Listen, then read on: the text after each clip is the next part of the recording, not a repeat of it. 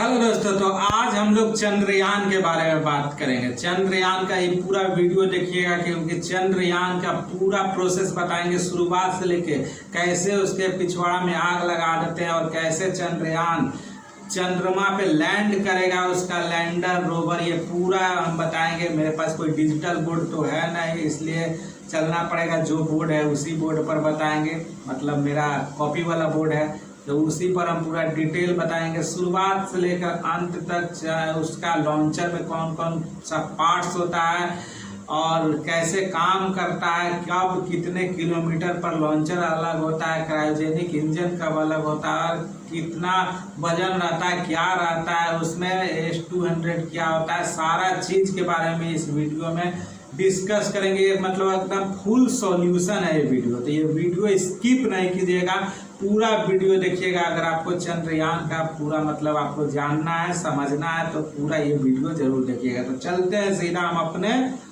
Digital board पर, जो board हमारे पास अवेलेबल है। सबसे पहले हम लोग जान लेते हैं, ये चंद्रयान 3 है। चंद्रयान 1 2008 में गया था, जो कि सफल नहीं हो पाया था। चंद्रयान 2 2019 में गया था, जो कि सफल नहीं हो पाया था। बस कुछ 2 किलोमीटर के दूरी पे ही उसका खत्म हो गया था, लैंड नहीं कर पाया था, संपर्क टूट गया था। चंद्रयान 3 है, जो कि 2023 में है, जा रहा है, फिर से अपना सफ़र के लिए उड़ चुका है, और अब उसके बारे में ही हम लोग बात करेंगे। तो चंद्रयान 3 के पहले आप एक बात जान लीजिए कि अमेरिका भी बहुत बार चंद्रमा पे भेजा है। सबसे पहले अमेरिका 1961 में अपोलो 11 को भेजा था, तो 4 दिन में अमेरिका ही भेज दिया है। रूस जो है चंद्रमा पर भेजता है तो 4 दिन में ही भेज देता है, चंद्रमा पे पहुंच जाता है। लेकिन अब अगर हम इंडिया का बात करेंगे तो इंडिया लगभग 42 दिन ले रहा है, 40 से 42 दिन ले रहा है। तो इतना क्यों ले रहा है? इतना लेने के पीछे का रीज़न ये है कि उसके पीछे उसका रॉकेट डिजाइनिंग पे डिपेंड करता है, उसका ईंधन पे डिपेंड करता है और उसके स्पीड पे डिपेंड करता है। रॉकेट डिजाइनिंग उसमें मतलब इस पे बहुत ज़्यादा कॉस्ट आता है। अमेरिका का अगर बात करें तो अमेरिका 185 मिलियन डॉलर खर्च किया था, तब वो चंद्रमा पे 4 दिन में पहुंचा था। वहीं इंडिया का बात करें तो इसरो मात्र 600 करोड़, समझिए, तो आदि पुरुष मूवी बनाया था, उतना में ही मतलब कि चंद्रमा पे पहुंचा देता है। तो अब इसका अगर अंदरूनी बात करें तो चंद्रयान 3 है, इसके लैंडर का नाम विक्रम है और रोवर का नाम प्रज्ञान है। आगे अगर बात करते हैं तो चंद्रयान 3 का वजन है 3921 kg। इसमें ऑर्बिटर नहीं है, बाद में बताएं कि ऑर्बिटर क्या है। इसमें ऑर्बिटर नहीं है इस चंद्रयान 3 में, क्योंकि ऑर्बिटर की जगह प्रोपल्शन मॉड्यूल का यूज़ किया गया है। ऑर्बिटर इसलिए नहीं है क्योंकि चंद्रयान 2 का जो ऑर्बिटर है वो अभी तक चंद्रमा का चक्कर लगा रहा है और अच्छे पोजीशन में, कोई दिक्कत नहीं है। ऑर्बिटर वो होता है जो कि लैंडर ऑर्बिटर से संपर्क करता है। जैसे कि लैंडर जब वहाँ पे उतर जाता है चंद्रमा पे, तो उसमें से लैंडर में से रोवर निकलता है। रोवर अपना जो भी इंफॉर्मेशन है वो लैंडर को देता है और लैंडर अपना इंफॉर्मेशन ऑर्बिटर को देता है। ऑर्बिटर से बहुत सारा सैटेलाइट, अर्थ का सैटेलाइट संपर्क रहता है, उससे अपना ऑर्बिटर अर्थ के सैटेलाइट को देता है और उससे नीचे जो इसरो में बैठे रहते हैं साइंटिस्ट, उनको सारा इंफॉर्मेशन मिलता है। काम बस इतना ही है। और लैंडर में इस बार क्या है, पिछला बार लैंडर में 5 मोटर था, इस बार जो लैंडर है उसमें 4 मोटर है। सबसे इस बार और भी चीज़ है कि इसमें क्या सही किया गया है, तो चंद्रयान 2 का जो सॉफ्टवेयर में प्रॉब्लम था जिसके कारण कि संपर्क टूट गया था, इस बार सॉफ्टवेयर को ठीक कर लिया गया है।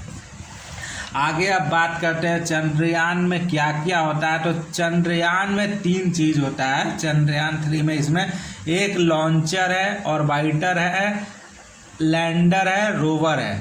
आगे हम फिगर में भी हम आपको बताएंगे। मतलब अभी आप जान लीजिए कि 4 चीज़ होता है, launcher, orbiter, lander, rover. Launcher का काम रहता है पृथ्वी से लॉन्च करना, आपको अर्थ के ऑर्बिट में इसको स्थापित कर देना। तो ये कहाँ से हो रहा है? ये आंध्र प्रदेश के श्रीहरिकोटा के सतीश धवन स्पेस सेंटर से यह अपना उड़ान भरेगा, मतलब कि वहीं से ये लॉन्च होगा। और उसके बाद इसका लैंडिंग साइट है जो मून के साउथ पोल पे है। मून के साउथ पोल पे ये लैंड करेगा। सॉफ्ट लैंडिंग कराना इसका मेन टारगेट है, क्योंकि पिछला बार सॉफ्ट लैंडिंग हो नहीं पाया था, हार्ड लैंडिंग हुआ था। इस बार सॉफ्ट लैंडिंग कराना मेन टारगेट है। जो लॉन्चर है उसका नाम है LVM-3 बाहुबली रॉकेट भी इसको कहते हैं।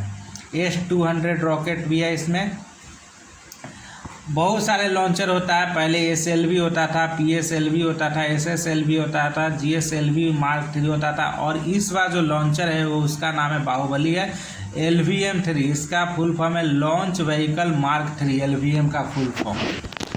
आगे हम चलते हैं, अब इसका फिगर का देखते हैं। तो ये आप जैसा कि देख रहे हैं कि इसमें आप देखिए ये है रॉकेट का पूरा एक रफ डिज़ाइन बनाया है।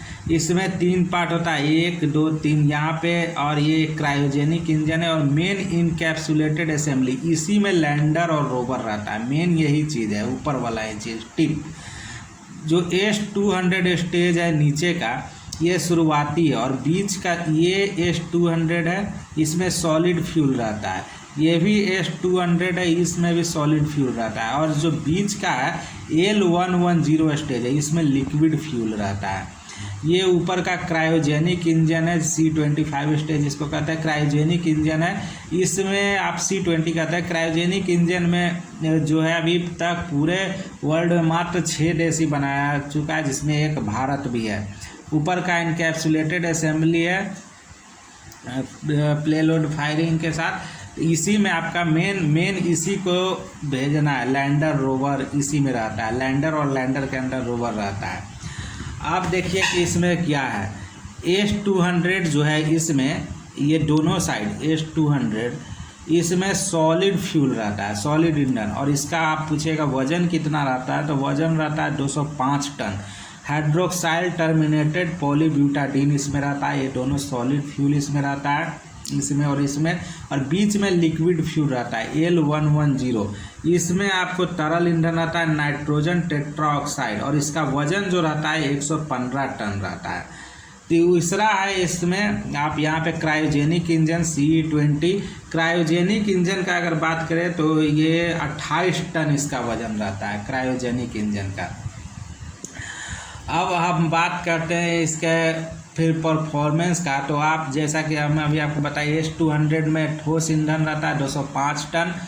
शुरू में इसी को पहले लहकाया जाता है, इसके पिछुआ में आग लगाया जाता है नीचे, और ये पूरा स्पीड से आगे बढ़ता है। उसके बाद जब ये 41 किलोमीटर की ऊंचाई पे पहुंच जाता है, ये 40 से 45 आप कह सकते हैं, सटीक जानकारी तो नहीं है। 41 किलोमीटर के ऊंचाई पे जब पहुंचता है, या फिर 44 किलोमीटर पे, मतलब 40 से 45 आप कह सकते हैं, उतना ऊंचाई पे जब ये रॉकेट पहुंच जाता है, तब इसका लिक्विड L-110 इसका स्टार्ट होता है। पहले तो S-200 उसके बाद स्टार्ट हुआ था। S-200 ज़मीन से स्टार्ट होता है, जब 40 से 45 किलोमीटर की ऊंचाई पे पहुंचता है, तब इसका लिक्विड ईंधन L-110 स्टार्ट होता है लगभग 200 सेकेंड के बाद। उसके बाद इसका स्टार्ट होता है थर्ड स्टेज पे क्रायोजेनिक इंजन, जो कि 28 टन है। इसमें लिक्विड ऑक्सीजन और हाइड्रोजन रहता है क्रायोजेनिक इंजन में। ये तीसरे स्टेज पे स्टार्ट होता है। इस बार ऑर्बिटर के जगह प्रोपल्सन मॉड्यूल का यूज़ किया गया है, जैसा कि हम आपको बताए थे। हम पूरा अभी स्टेप बताएंगे कि कितना सेकंड पे क्या होता है, तो इसलिए वीडियो में बना रहिएगा। अभी इसको जो डिस्टेंस कवर करना है, 3,84,000 किलोमीटर का डिस्टेंस कवर करना है। इसका लैंडर का जो वज़न है 1726 kg वज़न है, और रोवर का जो वज़न है 26 kg, मात्र 26 kg वज़न है। और टोटल 3921 kg हम आपको बताए थे। चंद्रयान 3 का वज़न है। लैंडर का नाम विक्रम है, और रोवर का नाम आपको हम जैसा कि पहले बताए थे, रोवर का नाम प्रज्ञान है।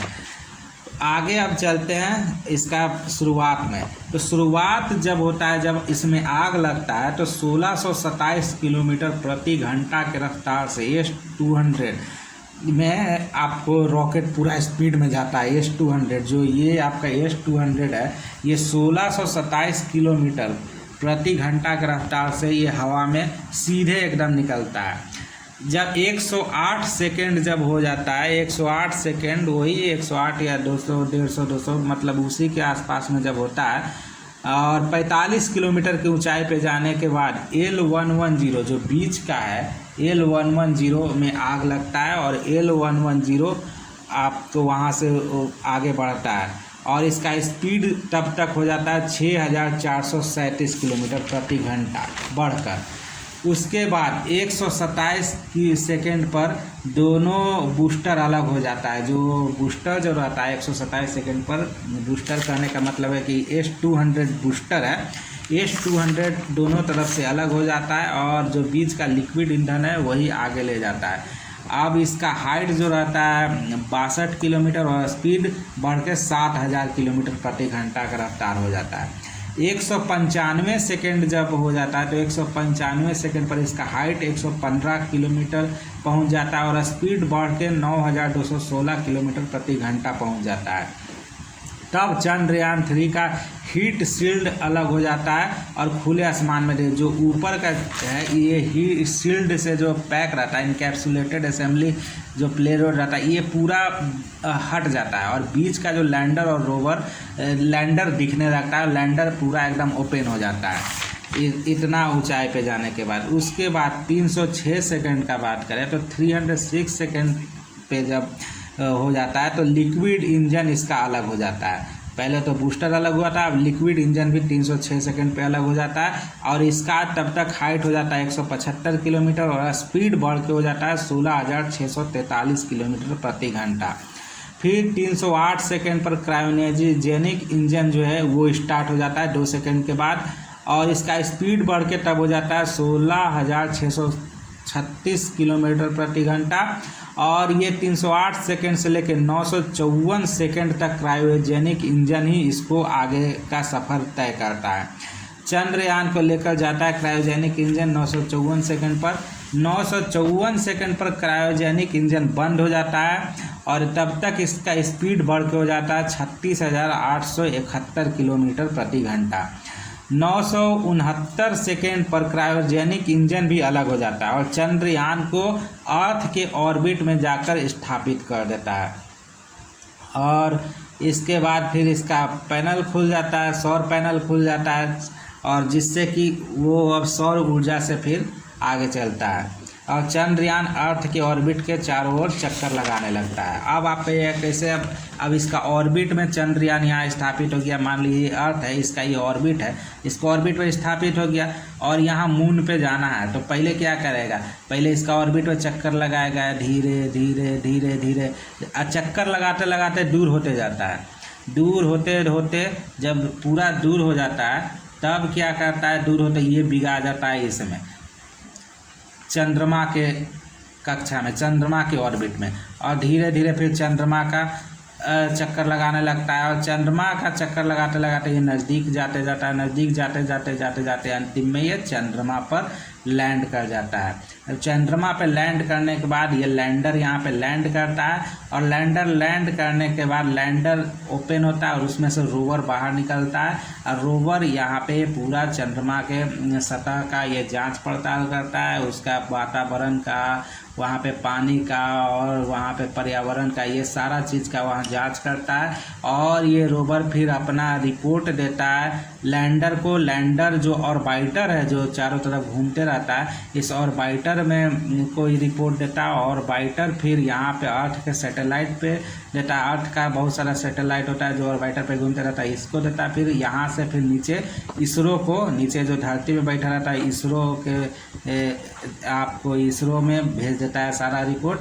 और प्रोपल्सन मॉडल का इसमें काम क्या है, प्रोपल्सन मॉडल बूस्ट करता है, बार बार डायरेक्शन देना होता है क्योंकि उसका लैंडर वगैरह लॉन्चर तो सब अलग हो जाता है, लैंडर सिर्फ रहता है और रोवर रहता है, तो प्रोपल्सन मॉडल उसमें जुटा रहता है और प्रोपल्सन मॉडल उसको बार बार अपना डायरेक्शन देता है। बाद में प्रोपल्सन मॉडल भी अलग हो जाता है जब ये लैंडर इस पे लैंड करने लगता है। बाकी ये वीडियो में इतना ही था। वीडियो अच्छा लगा तो लाइक कीजिएगा, शेयर कीजिएगा और चैनल सब्सक्राइब जरूर कीजिएगा। Thank you.